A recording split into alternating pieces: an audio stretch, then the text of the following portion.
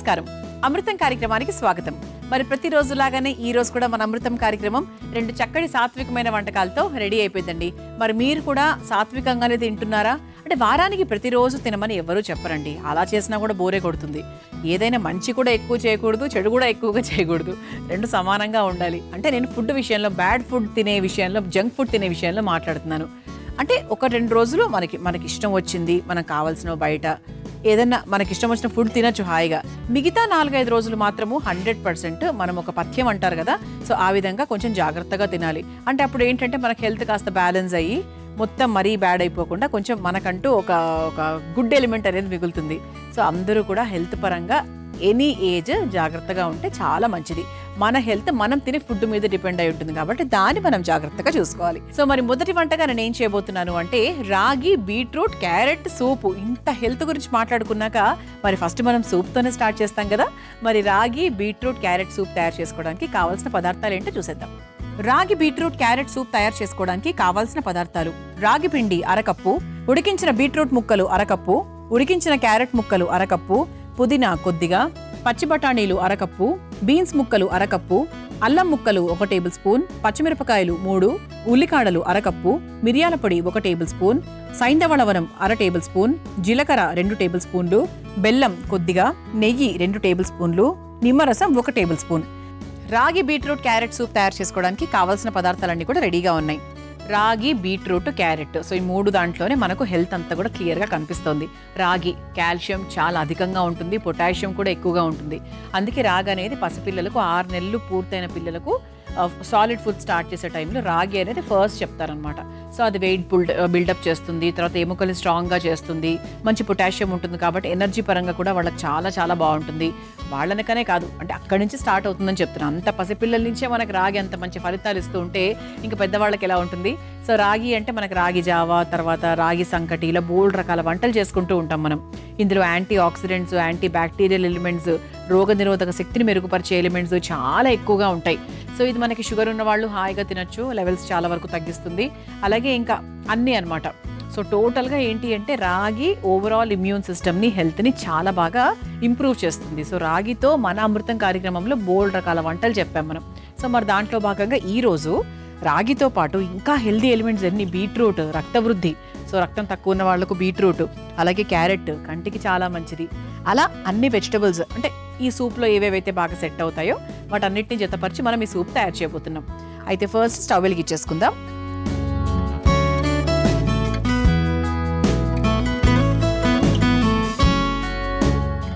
So బాండి కొంచెం వేడైన తర్వాత దీన్ని మనం నెయ్యితో స్టార్ట్ చేస్తున్నాం. సో సాధారణంగా మనకు సూప్ అంటే నూనెకి బదులుగా జనరల్గా మనం బటర్తో ఎక్కువగా చేస్తూ ఉంటాం, అంటే వెన్న వాడుతూ ఉంటాం. సో వెన్నైనా వాడచ్చు, వెన్న లేని పక్షంలో మనం జనరల్గా మన ఇంట్లో నెయ్యి ఉంటుంది కాబట్టి, అందరి ఇంట్లో పిల్లలు ఉంటారు కాబట్టి సో నెయ్యి అయినా కూడా వాడుకోవచ్చు. సో మరి ముందుగా కాస్త నెయ్యి,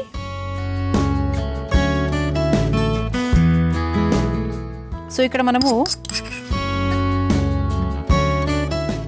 బీట్రూట్ ఉడికిచ్చేసాం.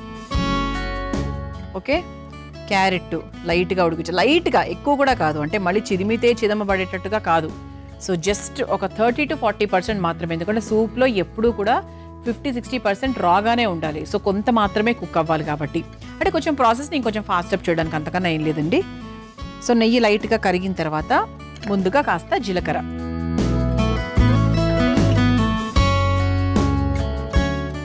ఆ తర్వాత ఘాటుకు తగ్గట్టుగా అల్లం ముక్కలు ఒకసారి వేయించేసుకో.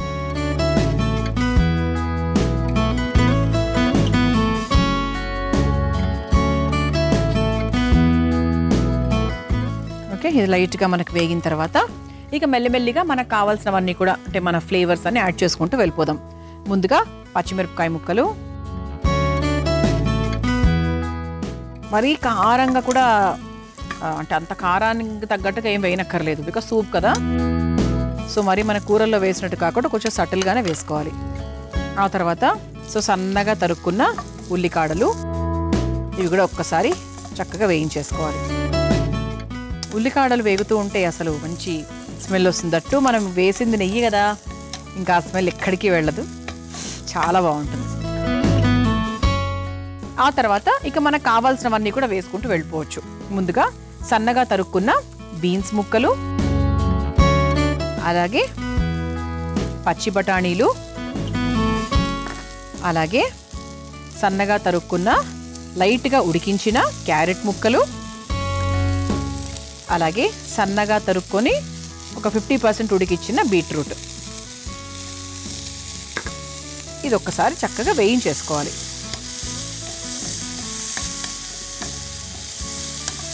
ఆహా, కలర్స్ అయితే బాగున్నాయండి. గ్రీన్, రెడ్, ఆరెంజ్ అన్ని కలర్స్ ఉన్నాయి యాక్చువల్లీ.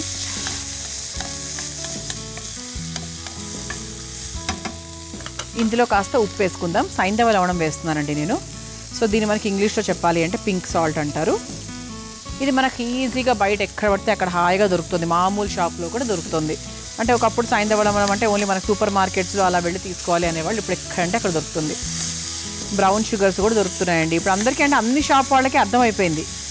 ఎవరైనా కూడా పింక్ సాల్ట్లు, సైంధవ లవణాలు, తర్వాత బ్రౌన్ షుగర్స్, తర్వాత నల్ల బెల్లము, ఇవన్నీ తాటి బెల్లము ఇవన్నీ వాడుతున్నారని అందరికీ క్లారిటీ వచ్చేసింది. సో ప్రతి ఒక్క షాప్లో పెట్టుకుంటున్నారు. సో మీకు కంగారేం లేదు, 100% మీకు దొరుకుతుంది.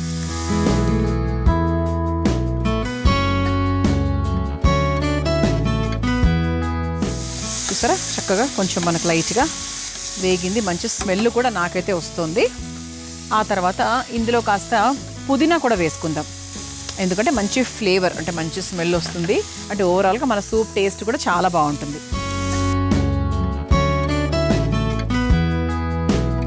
ఇప్పుడు ఇందులో కాస్త వాటర్ పోసుకుందామండి.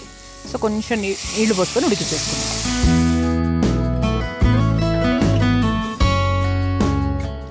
ఓకే, ఇది ఉడుకుతూ ఉండగా మనం ఇక్కడ ఇంకో పని చేయాలండి. ఎప్పుడూ కూడా అంటే మనం ఈ మాట డిస్కస్ చేసే ఉంటాము. రాగి డైరెక్ట్గా ఎప్పుడు వేయకూడదు. సో దాన్ని చల్లటి నీటిలో కలుపుకొని ఆ తర్వాత మెల్లిగా వేసుకోవాలి. అంటే మామూలుగా మనం రాగి జావ పిల్లలకు చేస్తూ ఉంటాం కదా, కొంతమంది చేసే తప్పు ఏంటంటే గిన్నెలో నీళ్ళు పెట్టేస్తారు. అది వేడవుతూ ఉంటుంది, టక్కన వేసేస్తూ ఉంటారు, ఉండలు కడుతూ ఉంటాయి. వద్దు, అలా ఎప్పుడూ చేయకూడదు. ఎప్పుడూ రాగి పిండిని చక్కగా ఒక బౌల్లో సపరేట్గా చల్లనీటితో కలుపుకొని ఆ తర్వాత మిక్స్ చేసుకోవాలన్నమాట. అది మాత్రం ఎవరు మర్చిపోవద్దు. సో అది చేద్దాం ఇప్పుడు మనము. కప్పు నిండా వేయనక్కర్లేదండి. ఎందుకంటే రాగి కొన్న తత్వం ఏంటి అంటే మనం కొంచెం వేసినా కూడా చాలా ఎక్కువ వస్తుందన్నమాట. సో ఒక 2 స్పూన్స్ ఆఫ్ రాగి తీసుకున్నాను. సో దాన్ని చక్కగా చల్ల నీటిలో మిక్స్ చేసుకుందాం.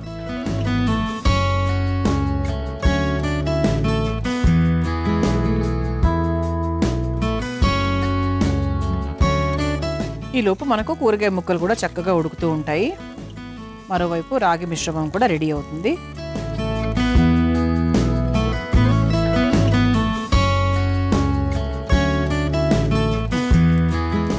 చూసారా, ఇలా చక్కగా నీళ్ళగా మనము కలిపేసుకోవాలి.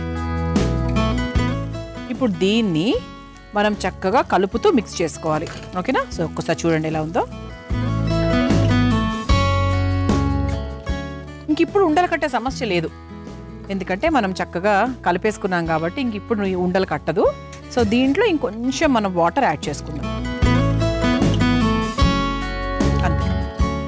ఇది కన్సిస్టెన్సీ ఎలా ఉండాలి అంటే మరీ నీళ్ళగా ఉండకూడదు, మరీ థిక్గా ఉండకూడదు. సో మీడియం లెవెల్లో మనం చూసుకోవాలి. కావాల్సింటే మధ్య మధ్యలో వాటర్ యాడ్ చేసుకుంటూ వెళ్ళొచ్చు అనమాట. సో దీంట్లో కాస్త మనం మిరియాల పొడి కూడా యాడ్ చేసుకుందాం. ఖచ్చితంగా అంటే సూప్ అంటే మనం మిరియాల పొడి 100% ఉపయోగిస్తాము. ఈరోజు క్యారెట్ ఉపయోగాల గురించి మాట్లాడుకుందాం. క్యారెట్ని తరచూ తింటూ ఉండడం వల్ల కంటి చూపు మెరుగుపడుతుంది, కొలెస్ట్రాల్ తగ్గుతుంది, తర్వాత అధిక రక్తపోటు తగ్గుతుంది, బరువు తగ్గుతాము, అలాగే ఎముకలు దృఢంగా అవుతాయి, రోగనిరోధక శక్తి కూడా చాలా చాలా మంచిది. మరి ఇన్ని రకాల ఉపయోగాలు ఉన్నాయి కాబట్టి ప్రతిరోజు పిల్లలకు ఒక క్యారెట్ ఇవ్వడం మర్చిపోకండి. చూసారా? సో చక్కగా 2 స్పూన్ల రాగి పిండికి మనకి ఎంత చక్కటి కన్సిస్టెన్సీ వచ్చిందో. చాలా బాగా వచ్చింది, స్మెల్ కూడా బ్రహ్మాండంగా వస్తుంది. సో చివరిలో ఇంకా అంటే అయిపోయింది సూప్ అన్నప్పుడు ఒక చిన్న ముక్క బెల్లం. సో అది ఇంకా మన స్వీట్ క్వాంటిటీ మనం చూసుకోవాల్సిందే అండి. సో చాలా కొంచెం అంటే కొంచెం వేసుకోవచ్చు. కొంచెం ఆ రుచి యాడ్ అవ్వాలి అనుకుంటే ఇప్పుడు చిన్న పెద్ద ముక్క వేసుకోవచ్చు. అది ఆఫ్ కోర్స్ మీ ఇష్టం అనుకోండి. ఇక స్టవ్ ఆఫ్ చేసేసుకోవచ్చు. మన సర్వింగ్ బౌల్ కూడా రెడీగా ఉంది కాబట్టి సర్వ్ చేసేసుకుందాం.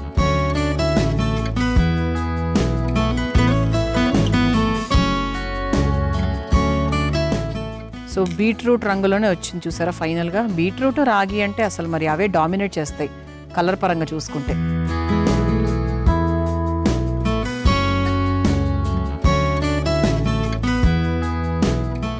సో చివరిగా కాస్త నిమ్మరసం అలా పైనుంచి ఇలా పిండుకుంటే అలా కలుపుకొని తింటున్నప్పుడు సూప్ భలే ఉంటుందన్నమాట. సో డైటింగ్ చేసే వాళ్లకు, మధుమేహంతో ఇబ్బంది పడుతున్న వారికి ఇలాంటి సూప్స్ అనేవి చాలా బాగా హెల్ప్ చేస్తాయి. ఓకే, రాగి బీట్రూట్ క్యారెట్ సూప్ రెడీ అయిపోయిందండి. మరి మీరు తయారు చేసుకోవాలనుకుంటే కావాల్సిన పదార్థాలు, తయారు చేసుకునే విధానం మరొకసారి చూసేయండి. రాగి బీట్రూట్ క్యారెట్ సూప్ తయారు చేసుకోవడానికి కావాల్సిన పదార్థాలు: రాగి పిండి అరకప్పు, ఉడికించిన బీట్రూట్ ముక్కలు అరకప్పు, ఉడికించిన క్యారెట్ ముక్కలు అరకప్పు, పుదీనా కొద్దిగా, పచ్చి బఠానీలు అరకప్పు, బీన్స్ ముక్కలు అరకప్పు, అల్లం ముక్కలు 1 టేబుల్ స్పూన్, పచ్చిమిరపకాయలు 3, ఉల్లికాడలు అరకప్పు, మిరియాల పొడి 1 టేబుల్ స్పూన్, సైంధవ లవణం 1/2 టేబుల్ స్పూన్, జీలకర్ర 2 టేబుల్ స్పూన్లు, బెల్లం కొద్దిగా, నెయ్యి 2 టేబుల్ స్పూన్లు, నిమ్మరసం 1 టేబుల్ స్పూన్. రాగి బీట్రూట్ క్యారెట్ సూప్ తయారు చేసుకునే విధానం: ముందుగా స్టవ్ వెలిగించి బాండీలో నెయ్యి వేసి కరిగాక అందులో జీలకర్ర, అల్లం ముక్కలు, పచ్చిమిర్చి, ఉల్లికాడలు వేసి వేయించుకోవాలి. తర్వాత అందులో బీన్స్, పచ్చి బఠానీలు, ఉడికించిన క్యారెట్ ముక్కలు, ఉడికించిన బీట్రూట్ ముక్కలు, సైంధవ లవణం, పుదీనా, నీళ్లు పోసి బాగా కలిపి ఉడికించుకోవాలి. ఇప్పుడు ఒక బౌల్లో రాగి పిండిలో నీళ్లు పోసి ఉండలు కట్టకుండా కలుపుకోవాలి. అది మరుగుతున్న బాండీలో వేసి కాస్త నీళ్లు పోసి చివరిగా కాస్త మిరియాల పొడిని కూడా వేసి కలుపుకొని మరిగించుకోవాలి. చివరిగా కొంచెం బెల్లం వేసి కలిపి ఒక సర్వింగ్ బౌల్లోకి తీసుకొని పైనుంచి నిమ్మరసం పిండి సర్వ్ చేసుకుంటే రాగి beetroot carrot soup ready.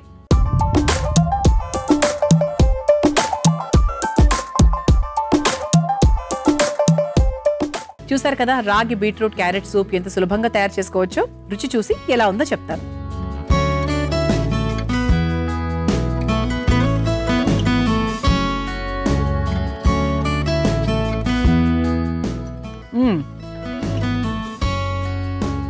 Super.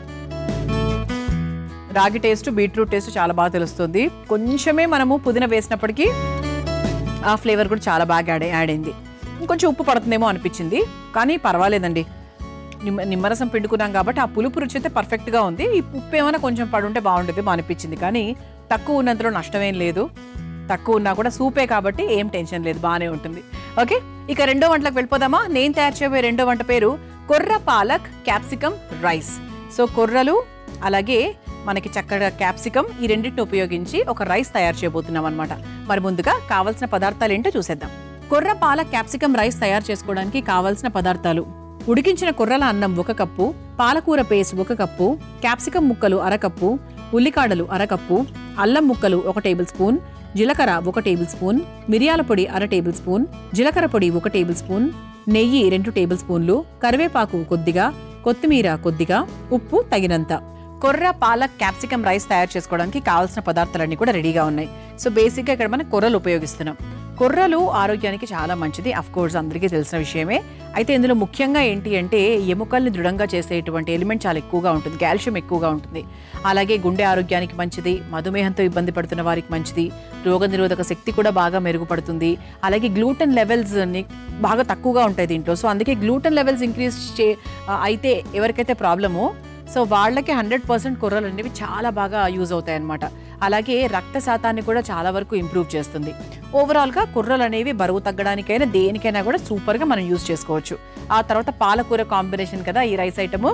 అయితే పాలకూరలో మనకు కంటికి సంబంధించినటువంటి అంటే కంటికి మంచి చేసేటువంటి ఎలిమెంట్స్ చాలా ఉంటాయి. అందుకే అంటారు పాలకూరను పడేయొద్దు, చాలా కంటికి మంచిది, తినాలి అని చెప్తారు. 100% అండి, ఐస్కి చాలా మంచి హెల్ప్ చేస్తుంది. అలాగే చర్మానికి, జుట్టుకు కూడా చాలా మంచిది, మెదడుకు చాలా మంచిది. సో 100% పాలకూరతో ఏదో ఒక రకాన్ని చేసుకోవచ్చు. పప్పులు చేసుకోవచ్చు, చపాతీలు చేసుకోవచ్చు, పరాటాలు చేసుకోవచ్చు, బోల్డ్ రకాలండి. మన అమృతంలోనే చాలా రకాల వంటలు చెప్తూ ఉంటాం.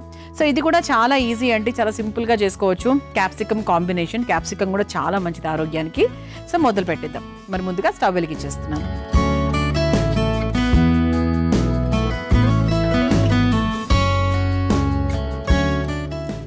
ఇది కూడా మనకు చక్కగా నెయ్యితో స్టార్ట్ చేసేసుకుంటున్నాము. సో ముందుగా 1 లేదా 2 స్పూన్ల నెయ్యి, ఆ తర్వాత ముందుగా జీలకర్ర వేసేసుకుందాము. రైస్ ఐటమ్ కాబట్టి అంటే కొంచెం స్పెషల్గా చేసుకుంటున్నాను కాబట్టి ఇంకా ఆవాలు ఏం వేయట్లేదు. ఆవాల ఫ్లేవర్ కాకుండా జీలకర్రతో మొదలు పెడుతున్నాను.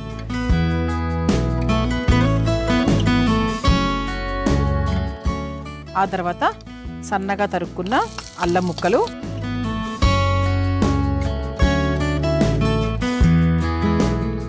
అలాగే సన్నగా తరుక్కున్న ఉల్లికాడలు, ఇది ఒకసారి బాగా వేయించేసుకోవాలి. సో ఇది కూడా మనకు బాక్స్ ఐటమ్స్కి చాలా బాగుంటుందండి. లంచ్ బాక్స్ లాగా పెట్టుకోవడానికి, ప్యాక్ చేసుకోవడానికి బాగుంటుంది. అంటే ఇప్పుడు మనకి ఏదైనా కూరలైనా అరికలైనా ఏదైనా సరే కొంచెం ముద్దగా ఉడికే అవకాశం ఉంటుంది. సో అందుకే ఏంటంటే కాస్త పొడి పొడిగా ఉడికించుకుంటే ఇటువంటి రైస్ ఐటమ్స్కి చాలా బాగుంటుంది అనమాట. ఆ తర్వాత కరివేపాకు, ఇది ఒకసారి వేయించేసుకుందాం. ఆ తర్వాత క్యాప్సికమ్ ముక్కలు ఒక్కసారి కొంత మనకు వేగిన తర్వాత ఆ తర్వాత పాలకూర పేస్ట్ వేసుకోవచ్చు. ముందుగా సన్నగా తరుక్కున్న క్యాప్సికమ్,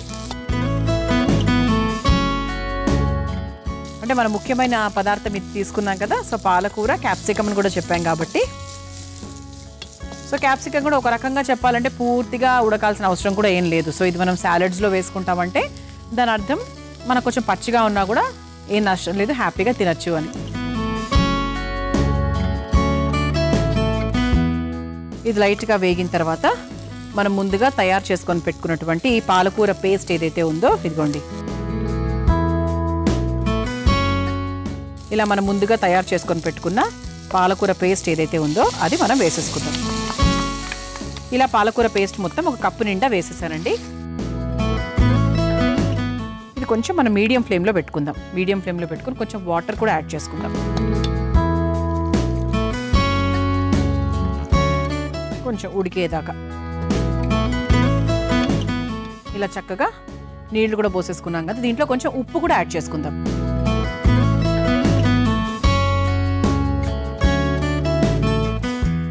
ఒక కప్పు కొర్రలు తీసుకున్నాను కదా, దానికి తగ్గట్టుగా ఉప్పు కూడా వేసుకున్నాను.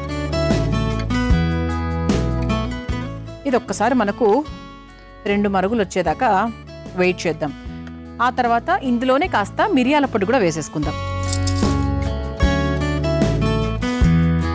సో మంచి ఘాటు ఘాటుగా బాగుంటుంది. అలాగే కాస్త జీలకర్ర పొడి కూడా.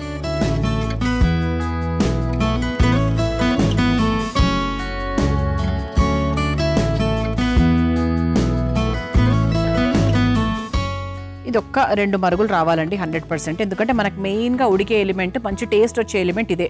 సో పాలకూర అలాగే క్యాప్సికము చక్కగా ఉడకాలి. సో మంచి ఫ్లేవర్ వస్తే అప్పుడు మనకు ఫైనల్గా ఈ రైస్ ఐటమ్ యాడ్ చేసేసుకోవచ్చు.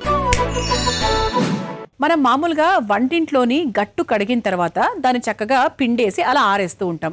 ఈసారి పిండి ఆరేయకుండా దాన్ని చక్కగా పిండేసి మైక్రో ఓవెన్లో ఒక 3 నిమిషాల పాటు పెట్టండి, ఆన్ చేయండి. అప్పుడు ఆ వేడికి అందులో ఉండేటువంటి క్రిములు ఏవైతే ఉన్నాయో అది వెంటనే చచ్చిపోతాయి.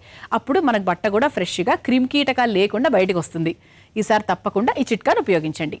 ఉడికించుకున్న కొర్రలు, ఎస్. సో ముందుగానే మనం చక్కగా ఉడికించేసాం కొర్రల్ని. అది మనకు కావాల్సిన క్వాంటిటీ పరంగా తీసేసుకోవాలి. ఇట్లా నీళ్ళగా అనిపించినప్పటికీ కూడా అండి ఒక్క 10 నిమిషాలు మీరు అలా వదిలేశారనుకోండి, ఈ కొర్రలు అయినా ఏదైనా ఇట్లా మొత్తం అబ్జార్బ్ చేసుకుంటాయి అన్నమాట దీంట్లో ఉండే నీరుని. సో మీకు ఇలా ఉంటుందని మాత్రం అస్సలు అనుకోకండి. 5 నిమిషాలు పాత్రలో అయినా వదిలేయచ్చు, ఆన్లో పెట్టేసి, లేదు అంటే మీరు వేరే గిన్నెలోకి తీసుకున్నా కూడా మీకు ఈ వాటర్ అనేది మొత్తం అబ్జార్బ్ చేసేసుకుంటుంది అనమాట. ఓకే, సో ఇది మన మీడియం ఫ్లేమ్లోనే ఉంది. కొంచెం ఆ వాటర్ అది వెళ్ళిపోతే మేబీ 1 మినిట్లో మనకు పూర్తి అయిపోయినట్టే. చివరిగా కాస్త కొత్తిమీర.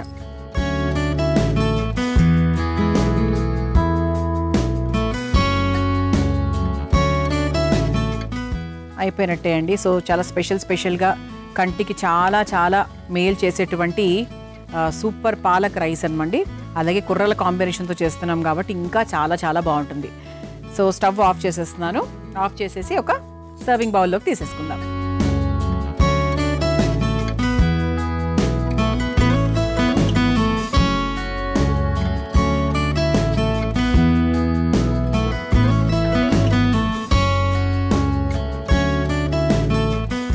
చూసారా, కొర్ర పాలక్ క్యాప్సికమ్ రైస్ ఎంత సులభంగా తయారు చేసుకోవచ్చో చాలా చాలా ఈజీ, అలాగే ఆరోగ్యకరం కూడా. చాలా సాత్వికంగా మీ అందరికీ పరిచయం చేశాం. మరి మీరు కూడా నేర్చుకోవాలనుకుంటే కావాల్సిన పదార్థాలు, తయారు చేసుకునే విధానం మరొకసారి చూసేయండి. కొర్ర పాలక్ క్యాప్సికమ్ రైస్ తయారు చేసుకోవడానికి కావాల్సిన పదార్థాలు: ఉడికించిన కొర్రల అన్నం 1 కప్పు, పాలకూర పేస్ట్ 1 కప్పు, క్యాప్సికమ్ ముక్కలు 1/2 కప్పు, ఉల్లికాడలు 1/2 కప్పు, అల్లం ముక్కలు 1 టేబుల్ స్పూన్, జీలకర్ర 1 టేబుల్ స్పూన్, మిరియాల పొడి 1/2 టేబుల్ స్పూన్, జీలకర్ర పొడి 1 టేబుల్ స్పూన్, నెయ్యి 2 టేబుల్ స్పూన్లు, కరివేపాకు కొద్దిగా, కొత్తిమీర కొద్దిగా, ఉప్పు తగినంత. కొర్ర పాలక్ క్యాప్సికమ్ రైస్ తయారు చేసుకునే విధానం: ముందుగా స్టవ్ వెలిగించి బాండీలో నెయ్యి వేసి కరిగాక అందులో జీలకర్ర, తరిగిన అల్లం, ఉల్లికాడలు, కరివేపాకు వేసి వేయించుకోవాలి. తర్వాత అందులో క్యాప్సికమ్ ముక్కలు, పాలకూర పేస్ట్, నీళ్లు, సరిపడా ఉప్పు, మిరియాల పొడి, జీలకర్ర పొడి వేసి మరిగించుకోవాలి. తర్వాత ఉడికించుకున్న కొర్ర అన్నం వేసి కొత్తిమీరను కూడా వేసి కలిపి 2 నిమిషాల పాటు మగ్గించుకొని ఒక సర్వింగ్ బౌల్లోకి తీసుకుని సర్వ్ చేసుకుంటే కొర్ర పాలక్ క్యాప్సికమ్ రైస్ రెడీ.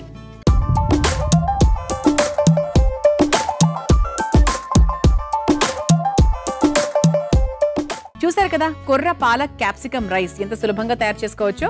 రుచి చూసి ఎలా ఉందో చెప్తాను.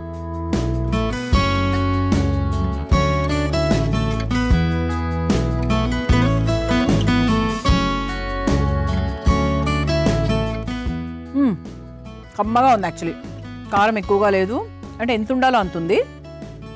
ఉప్పు అది కూడా ప్రాపర్గా సరిపోయింది. పాలకూర టేస్ట్ హైలైట్ అవుతుంది ఇందులో. అంటే ఏది హైలైట్ అవ్వాలనుకున్నామో అదే హైలైట్ అవుతుంది అనమాట. చాలా బాగుందండి. కొర్రల టేస్ట్ యాక్చువల్గా బాగా తెలుస్తుంది, జనరల్గా కూడా బాగా తెలుస్తుంది. ఎందుకంటే కొర్రలకు కొంచెం టేస్ట్ ఉంటుంది. అంటే మన కారికలు వాటితో కంపేర్ చేసుకుంటే దిస్ హ్యాస్ సమ్ టేస్ట్ అనమాట. చాలా బాగుందండి. ఇంకా పాలకూర కాంబినేషన్లో ఏది చేసినా చాలా బాగుంటుంది. ఇది కూడా సూపర్గా ఉంది, తప్పకుండా ట్రై చేయండి.